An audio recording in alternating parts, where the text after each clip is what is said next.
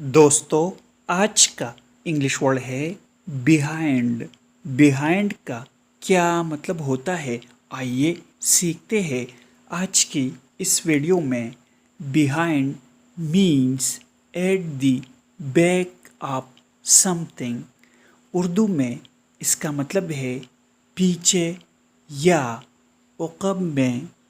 आइए इस वर्ड को सेंटेंसेस में इस्तेमाल करते हैं। He is standing behind the door. वो दरवाजे के पीछे खड़ा है। She left her bag behind.